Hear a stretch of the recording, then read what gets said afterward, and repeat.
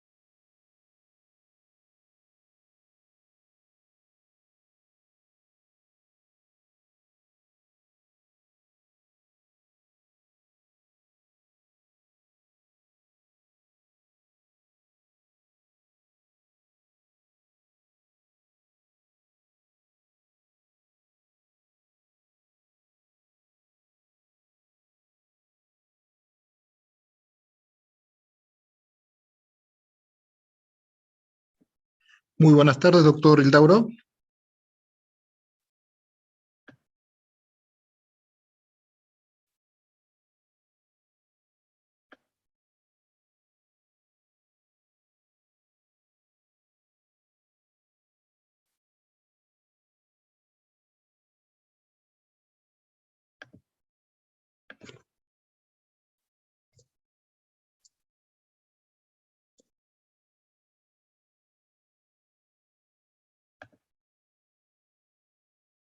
Buenas tardes con todos los participantes. Los invitamos a completar el link de asistencia, el mismo que se encuentra en el chat del Zoom.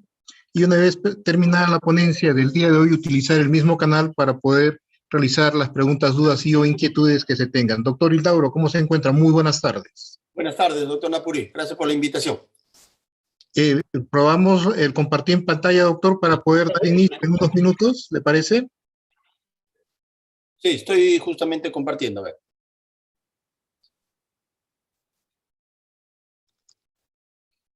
¿Se ve? Sí, doctor. Ya, perfecto. Si lo pusiésemos en modo presentación. Sí, sí. Ya, unos minutos, por favor, doctor, para poder hacer la presentación. Muy buenas tardes con todos los participantes Los saludamos desde la red de salud Abancay, Dirección Regional de Salud Apurímac, del Ministerio de Salud, e invitamos a participar de la telecapacitación programada para hoy jueves 13 de octubre del 2022 a horas 5 p.m.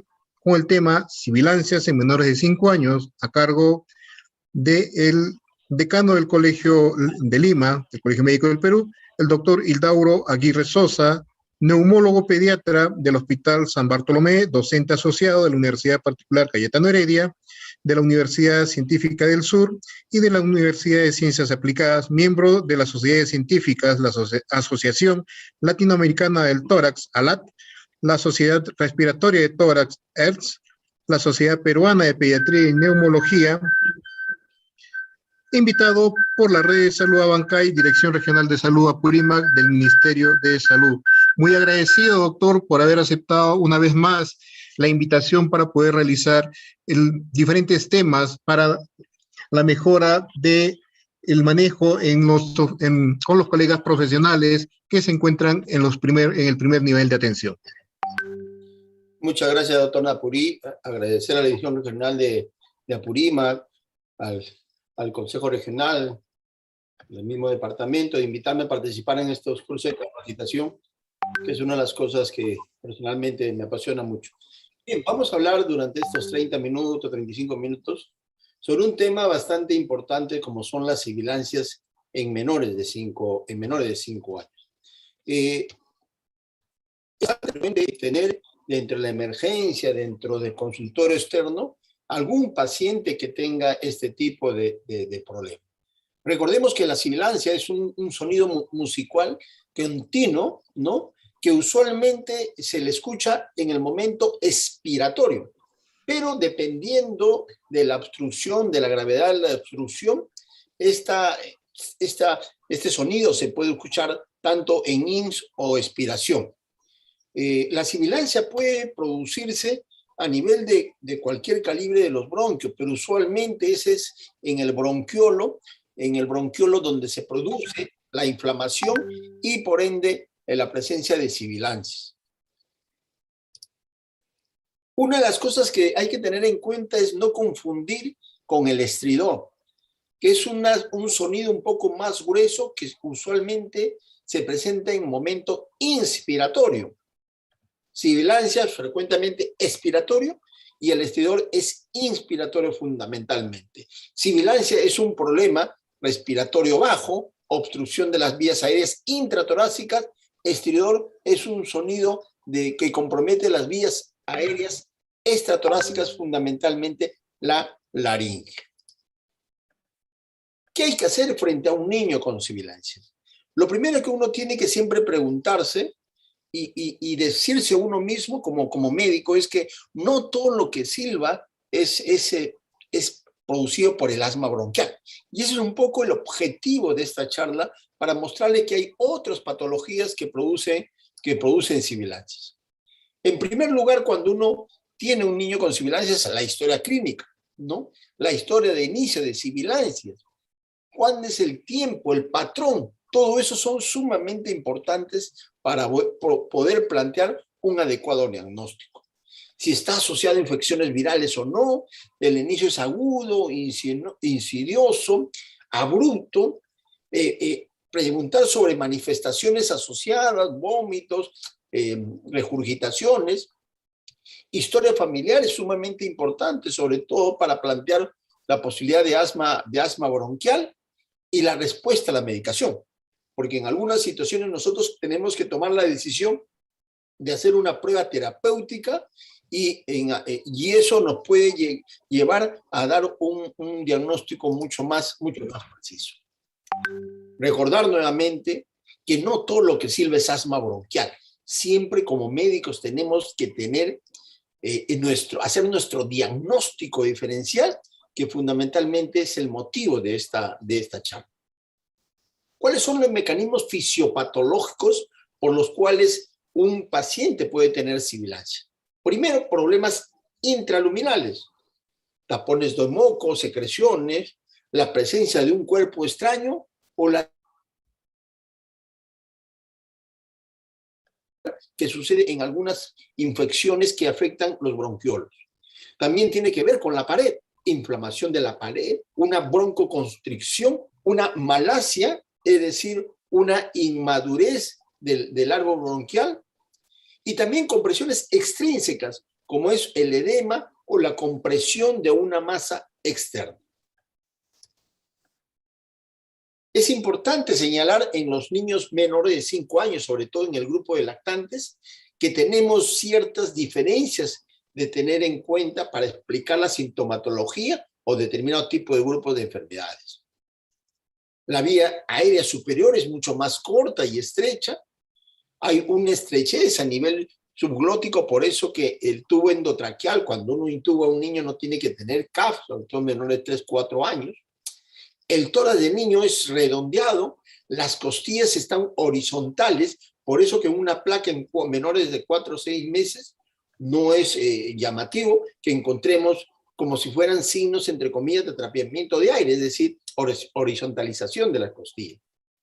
Otro dato importante, que el diafragma está insertado en forma horizontal y alta. Y hay un menor número de fibras musculares oxidativas. ¿Qué son las fibras musculares oxidativas? Aquellas fibras resistentes a la fatiga. Y esa es una de las explicaciones por qué un niño, un prematuro, puede tener el apnea del prematuro, porque la cantidad de fibras musculares oxidativas resistentes a la fatiga son en menor cantidad. Otra diferencia importante que nosotros debemos tener en cuenta es la vía aérea inferior, que tiene menor diámetro, tiene una menor cantidad de cartílago, y el 50% de la resistencia a nivel pulmonar se da en esta vía aérea pequeña.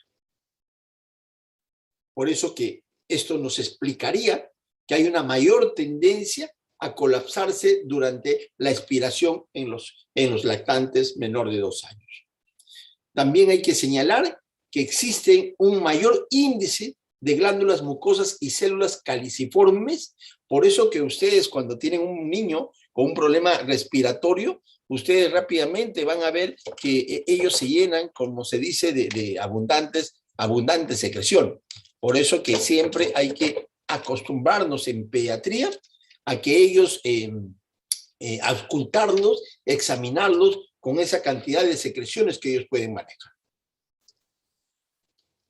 En cuanto al sueño, la fase REM de estos pacientes es mucho más prolongada, 50% en los recién nacidos, lo que hay determina pues una mayor hipotonía generalizada, lo que también contribuye a la presencia del apnea del sueño en los prematuros. Mayor grado de hiperactividad bronquial en los lactantes. Entonces, todas estas condiciones que yo he mencionado, al producirse un cuadro inflamatorio y un edema, tapones mucosos, hace que haya una obstrucción bronquial y la presencia de las sibilancias que hemos mencionado. Cuando uno habla de sibilancias en menores de 5 años, uno retrocede a lo que publicó Fernando Martínez en el año 95, en donde claramente él encuentra 3 tipos de fenotipos. Aquellos niños que nacen, primero que de esta cohorte de Tucson, en Tucson, Arizona, encontró aproximadamente que el 50% de los niños que nacían ahí tenían sibilancias. Este 50% de niños que tenían sibilancias, el 20% tenían sibilancias transitorias, que después de los 2 o 3 años dejaban de sibilar. Un grupo empezaba un poco tardíamente, aquellos sibilancias no asociados a atopía, y luego de los 6 años, 11 años descendían. Pero el otro grupo, que estaba asociado a atopía, 13.7% de ellos, se presentaba y permanecía en el tiempo, y probablemente aquí estaba el grupo de asmáticos. Este es otro estudio, ¿no?, de Martínez, en donde encuentra que estos pacientes atópicos van, el anterior fue hasta los 11, 12 años, pero este estudio es hasta los 16 años de esta misma cohorte. Si bien es cierto, los atópicos permanecen subiendo hasta los 12 años, hay un ligero descenso de estos pacientes. Las sibilancias es muy frecuente en pediatría. La sibilancia lo ve el médico general, lo ve el pediatra usualmente. ¿Qué características tienen esta cohorte de sibilancias precoces transitorios? Pero primero, que comienzan antes del primer año de vida y más o menos cede a los 3 años, como yo mencionaba. En segundo lugar, la inmunoglobulina E o pruebas cutáneas son negativas, porque no son atópicos, no hay rasgos de atopía. La función pulmonar de estos niños está disminuida al nacimiento y mantiene estos valores bajos hasta los 16 años. La hiperrespuesta bronquial y variabilidad de flujo es mucho máximo, el flujo respiratorio máximo es negativo a los 11 años de vida. Y tiene como factores de riesgo tabaquismo durante la gestación, son varones prematuros y hay muchos de ellos asisten a guarderías. ¿Qué características tienen los sibilantes persistentes no atópicos, ¿no? Que esos son los que ceden aproximadamente entre los 3 y 6 años. Comienzan antes del primer año de vida, persisten a los 6 años con una disminución progresiva. Afectan en ambos sexos, ¿no? Las pruebas alérgicas, la inmunoglobulina E son negativos. Obviamente, estos grupos no atópicos no tienen antecedentes de atopía. La función pulmonar, a diferencia de los transitorios, es normal al nacimiento, pero con valores bajos a los 6-11 años. Dentro de límites normales, pero con valores en límites inferiores.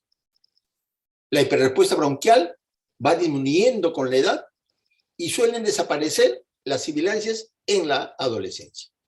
Y por último, los sibilantes atópicos que comienzan después del primer año de vida y predominan en varones.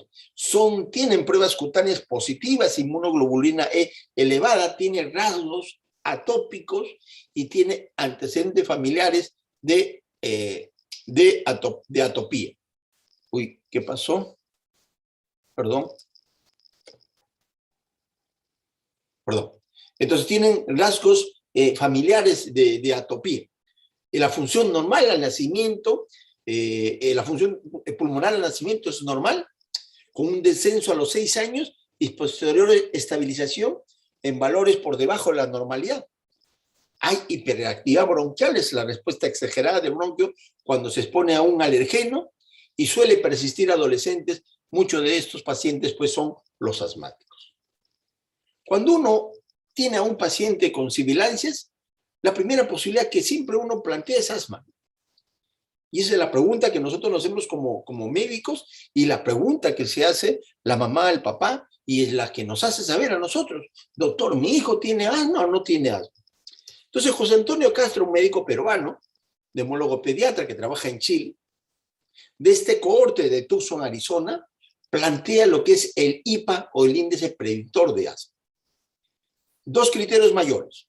El que tiene mayor validez y que están considerados en el GINA es el IPA de José Antonio Castro, no el IPA modificado con Gilbert, que adiciona test cutáneos de alergia.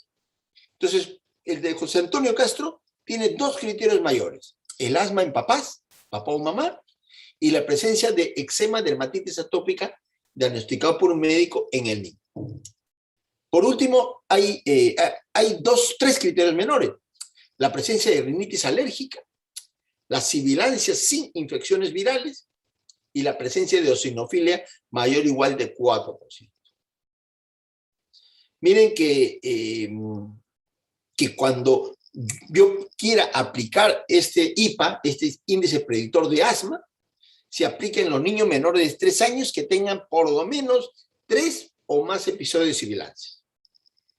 ¿Cuándo diremos que tiene un índice predictor de asma positivo? Cuando tiene un criterio mayor o 2 criterios menores. ¿Qué significa eso? Si yo tengo un IPA positivo, el 70%, el 77% de pacientes que tienen IPA positivo tienen alta posibilidad de ser asmáticos a los 6-13 años. Y eso es lo que nosotros tenemos que explicar a la mamá, al papá. Señor, tiene 77% de posibilidad de ser asmático en el futuro porque tiene un criterio mayor o 2 criterios menores. 70% de los niños con algoritmo negativo en la infancia pueden no tener asma a los 6-13 años. El algoritmo positivo en la infancia, el IPA positivo, incrementa 7 veces más el riesgo de asma atópico en la edad escolar. Pero la sibilancia, como he mencionado anteriormente, es producida por una serie de enfermedades. Enfermedades infecciosas inflamatorias, producidas por el virus sincicial respiratorio, primer causante de las bronquiolitis, fibrosis quística, aspergilosis bronquiopulmonar alérgica. También las sibilancias pueden ser producidas por cuadros congénitos, como la fístula traqueoesofágica o la fístula laringotraqueoesofágica, las malasias, como la traqueomalacia, broncomalacia, anillos vasculares, quiste broncogénico. También cuadros aspirativos que producen sibilancias recurrentes, como es la disfunción del sistema nervioso central, anormalidades neuromusculares, el famoso ERGE, la enfermedad de flujo gastroesofágico, la hernia hiatal, la obstrucción esofágica y problemas mecánicos. Problemas mecánicos que obstruyen, empujan la vía aérea, ocasionan sibilancias como el higroma quístico, tumores, linfomas. Yo agregaría aquí las adenopatías como en tuberculosis, hemangiomas. También problemas cardiogénicos, ¿no? La insuficiencia cardíaca congestiva con edema agudo pulmonar pueden producir sibilancias. Y tumores en general. Vamos a desarrollar rápidamente estas causas de sibilancia. Bronquiolitis. Primer episodio de sibilancias dentro de un cuadro respiratorio alto inicialmente y luego todo ronquera, silbido de pecho con o sin agitación, es por un compromiso inflamatorio de la vía aérea. Se produce en los menores de 18 meses, más común en unos 6 meses, que como ya mencioné, es viral, sincicial, respiratorio a la cabeza. El diagnóstico es clínico. No necesito placa, excepto que yo sospeche algún tipo de complicación, porque en la placa que van a ver, como se ve en esta placa, signos de atrapamiento de aire, ¿no? Horizontalización de las costillas, los semidiafragmas aplanados. Con una inmunofluorescencia puedo determinar la etiología. Hace los años 90 salió de moda la ribavirina, un agente antiviral para virus sincicial respiratorio, pero posteriormente se encontró que primero era teratogénico y ya posteriormente se han ido introduciéndose estos anticuerpos monoclonales preventivos para esta infección por virus sincicial respiratorio, que es el famoso palivizumab. Ya prácticamente no se recomienda el uso de este antiviral como la ribavirina. Otra causa de sibilantes son las neumonías virales. Los mismos virus, sincicial adenovirus, para influenza, metaneumovirus, inclusive el mismo rinovirus, pueden producir sibilancias con un infiltrado intersticial bilateral, ¿no?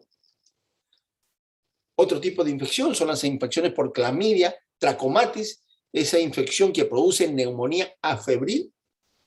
Característicamente, 50% de ellos pueden tener la presencia de conjuntivitis y eosinofilia en un 20-30%, y muchas veces produce una tos del tipo coqueluchoidea, ¿no?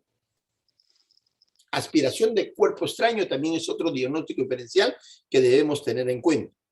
Ocurre en los primeros 5 años, más frecuente en menores de 3 años. A esa edad pues hay mucho interés de meterse cositas a la boca. Característicamente uno debe plantearlo cuando hay lo que se llama el síndrome de atragantamiento, ¿no? De atragantamiento. Y el cuerpo extraño puede producir por efecto de válvula signos de atrapamiento de aire, como se ve aquí en el lado derecho de esta placa, o cuando es ya más crónica pueden producir una atelectasia del lóbulo medio, ¿no? Una atelectasia. Puede ser de cualquier lóbulo, pero en este caso el lóbulo medio. Entonces la atelectasia persistente, recuerden como diagnóstico diferencial también a cuerpo extraño. Cuando uno tenga una sospecha clínica, síndrome de atragantamiento, tienen la obligación de plantear cuerpo extraño y hacerle una broncoscopía flexible, que lo tenemos en el Hospital San Bartolomé, y cuando hay necesidad de sacarlo, coordinamos con el Hospital con los colegas de emergencia pediátrica, ellos tienen lo que es la broncoscopía rígida y así pueden extraer el cuerpo extraño. Otra causa de sibilancias sumamente frecuente, porque si ustedes manejan a un paciente con insuficiencia cardíaca congestiva, con beta-2 agonista de acción corta, van a empeorar el cuadro mandándole a cuidados intensivos a ese paciente. Eso se llama iatrogenia. Por eso es importantísimo la historia clínica. Un paciente que sospeche ICC tiene, pues, además de la historia de lactancia entrecortada, sudoración profusa, pobre ganancia ponderal, va a tener, pues, visceromegalia, hepatomegalia, ¿no? Y además, pues, muchas veces puede no solamente haber sibilancias, sino puede haber, en algunos casos, unos crepitantes. Como son el niño menor de 5 años, usualmente hay un antecedente de una cardiopatía, siendo el más frecuente el C y B. Cuando nos enfrentamos a cuadros aspirativos, ¿no? A cuadros aspirativos, recurrentes o sibilancias recurrentes, pensemos en cuadros aspirativos. Y el más frecuente, el reflujo gastroesofágico. De hecho, es el más frecuente. Pero si tenemos niños con algún tipo de trastorno neurológico, parálisis cerebral, no nos olvidemos de plantear y descartar trastornos de deglución, que es una causa también importante de sibilancias recurrentes. El reflujo puede ser fisiológico o patológico, ¿no? ¿Quién no ha visto, pues, cuando botan chanchito los bebés, siempre regurgitan de leche? Hablaremos de patológico cuando tienen sibilancias, cuando no hay pobre ganancia ponderal, y el gold estándar, pues, es la pHimetría, ¿no? O el estudio gamagráfico para ver si existe broncoaspiración. Otra causa de sibilancias recurrentes es la displasia broncopulmonar. Para yo plantear en un paciente con sibilancias recurrentes displasia broncopulmonar, primero tengo que tener el antecedente de ser que haya sido prematuro, tener el antecedente de que haya sido sometido a ventilación mecánica, invasiva o no invasiva, ¿no? Independientemente de cuánto tiempo. Tiene que haber sido sometido a ventilación mecánica. Y por último, esa dependencia de oxígeno por encima de 28 días. Esta es una clásica placa de una displasia broncopulmonar, en donde hay imágenes quísticas en forma bilateral con gran atrapamiento aéreo. Tuberculosis también puede producir sibilancias por la compresión que ejerce el ganglio sobre la vía aérea, o en algunas situaciones como es la tuberculosis broncógena, en donde hay mucha inflamación de la vía aérea, hay mucho contenido de secreciones bronquiales y eso puede producir sibilancias. Al plantear tuberculosis siempre debemos ver si existe el famoso contacto tuberculosis. Detrás de un niño solamente siempre hay un adulto enfermo. Fibrosis quística. Recordemos que en el Perú se hace tamizaje neonatal de hipotiroidismo, fenicia, ternuria, hiperplasia suprarrenal congénita y además de fibrosis quística. Esta es una enfermedad crónica que produce sibilancias recurrentes o neumonías recurrentes, que se ve con más frecuencia en la raza caucásica. Es una enfermedad autosómica recesiva, en donde la afección está el brazo largo del cromosoma 7. Hay no solamente compromiso respiratorio, sino también digestivo y otros aparatos o sistemas. El gol estándar para hacer su diagnóstico es a través de la iontoforesis por pilocarpina o test de sudor. Lamentablemente en nuestro país solamente lo está haciendo la práctica privada, ¿no? Práctica privada. No lo hace el Estado ni en el MINSA ni en el Salud. Otra patología, la disquinesia ciliar, o lo que antes se llamaba síndrome de Cartagena, o también tenía ese nombre de síndrome de cilo inmóvil. ¿Por qué cilo inmóvil? Porque aparentemente no se movía, pero eso es falso, porque al haber alteraciones de los microtúbulos del cilio, lo que va a tener es un movimiento errático, inadecuado, lo que hace que este mecanismo de defensa, que es el movimiento ciliar, no lo tengan estos chicos y tengan infecciones a repetición. Fibrosis quística, disquinesia ciliar, usualmente dan sibilancias recurrentes, neumonías recurrentes y muchas veces llegan a lo que es el hipocardismo digital. Cuando hay Cartagener, el paciente tiene situs inversus, sinusitis y bronquiectasis. Tiene esa triada para plantear el síndrome de Cartagener. Enfermedad crónica postinfecciosa, usualmente postinfección viral. ¿Cuándo yo debo plantear enfermedad crónica postviral? Cuando los síntomas, luego de una bronquiolitis, luego de una neumonía, persistan por encima de 4 semanas. Cuando exista oxígeno dependencia, cuando exista progresión de la sintomatología y persistan los sibilantes persistentes a pesar del tratamiento. Ahí yo debo plantear una enfermedad pulmonar crónica postinfecciosa, ¿no? Con cambios a nivel radiográfico y tomográfico. Este es lo que se llama el patrón de mosaico que se ve en la bronquiolitis obliterante, que es una complicación rara de estas afecciones pulmonares. Por último, causas menos frecuentes como son de sibilancia persistente recurrentes, como son las estenosis traqueales, laringias, membranas laringias, ¿no? La traqueobroncomalacia, anillos vasculares, compresión extrínseca de las vías aéreas como los pulmones, ¿no? Miren esta malacia, esto es normal, pero en la inspiración, miren cómo se disminuye la luz bronquial. Aquí, en la inspiración, en media luna, ¿no? La vía aérea. Así yo puedo hacer diagnóstico de malacia. Anillos vasculares, miren, si uno le hace un esófago contractado va a tener esta indentación. O malformaciones pulmonares, como el secuestro pulmonar, quiste broncogénico, que van a empujar la vía aérea, la malformación adenomatoidea quística congénita. Miren el quiste broncogénico cómo obtura la vía aérea y es causa de sibilancias. Entonces, con esto he finalizado en forma rápida mencionándoles que no todo lo que silba es asma bronquial. Hay muchas enfermedades que producen sibilancias y nosotros como médicos tenemos siempre la obligación de hacer nuestro diagnóstico diferencial. Miren qué pasaría si ustedes a un paciente con insuficiencia cardíaca lo someten a un beta-2 agonista, a un corazón insuficiente le están mandando un medicamento inotrópico positivo, o sea, lo que ocasionaría solamente es la iatrogenia. Por eso hagamos siempre diagnóstico diferencial. Muchas gracias, doctor.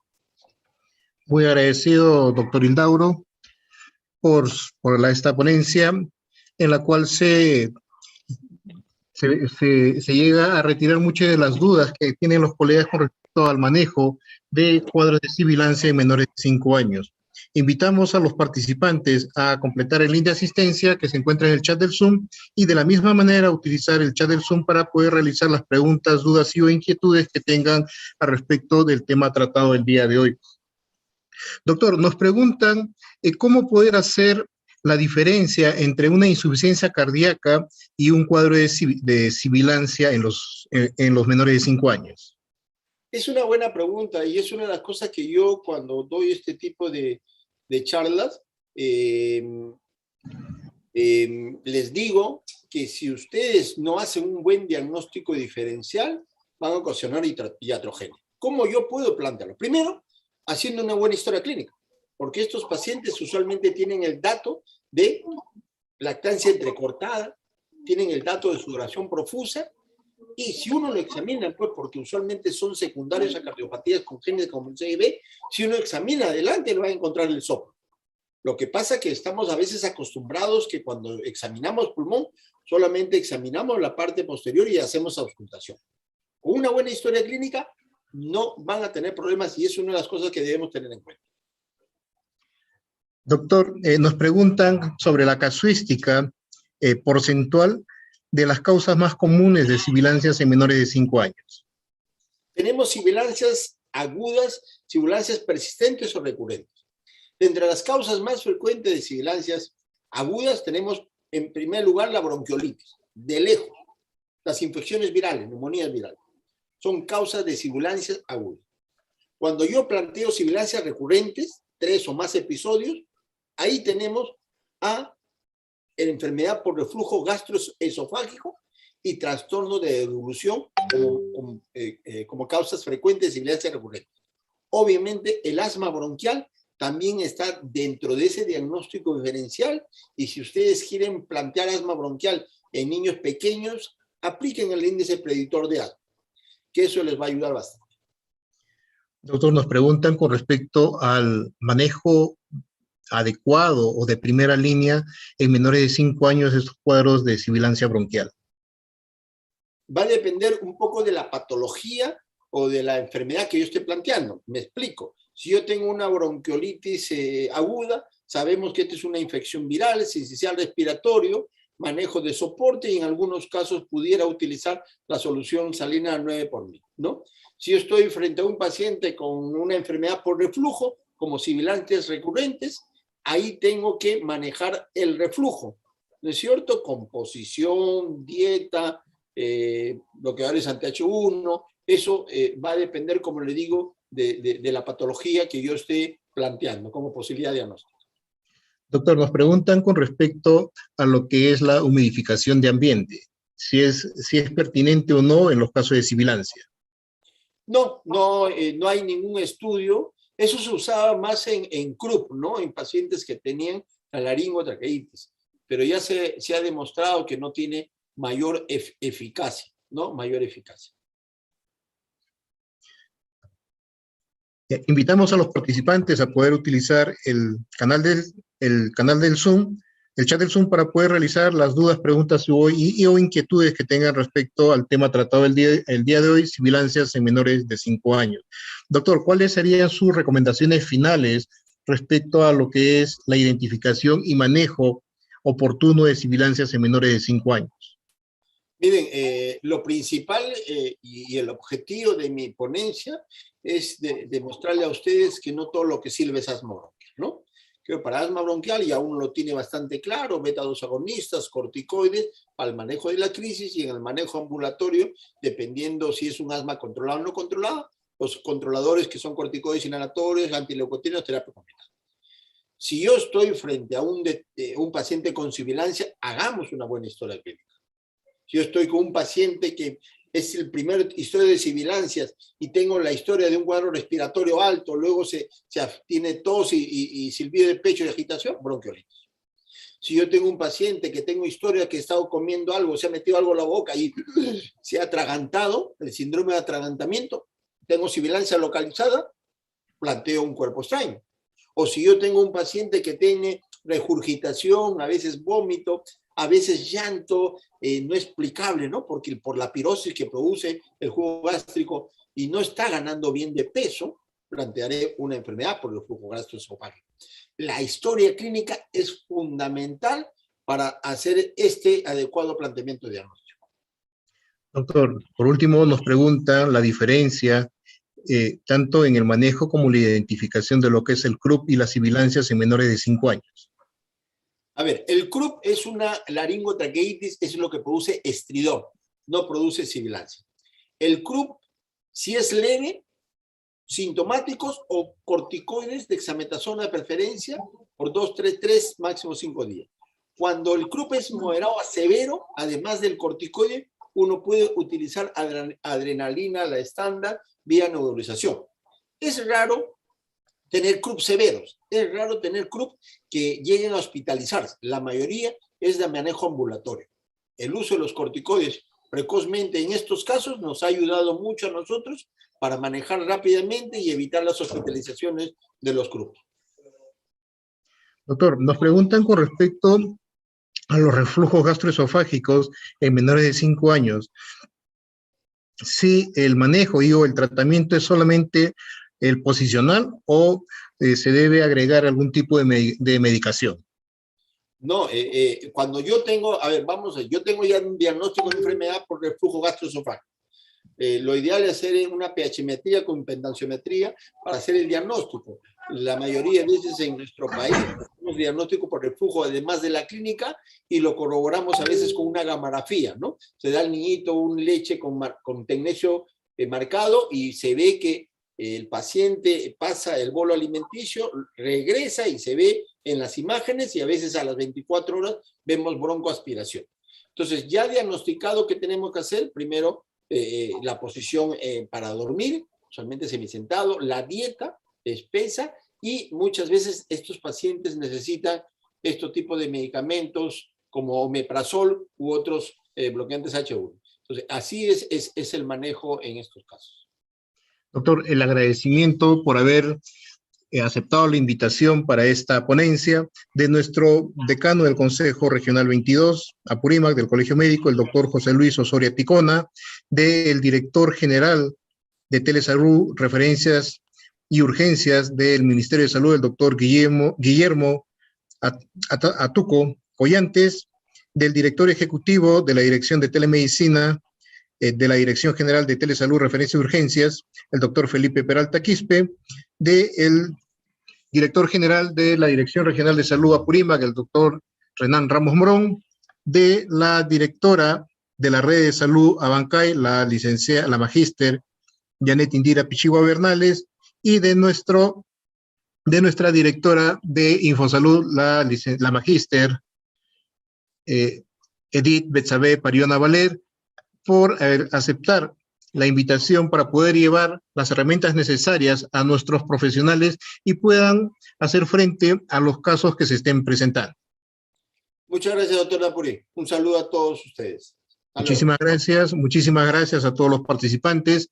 Los invitamos a seguirnos el día de hoy con el día de mañana a las 10:30 de la mañana con el tema de parasitosis en menores de 5 años.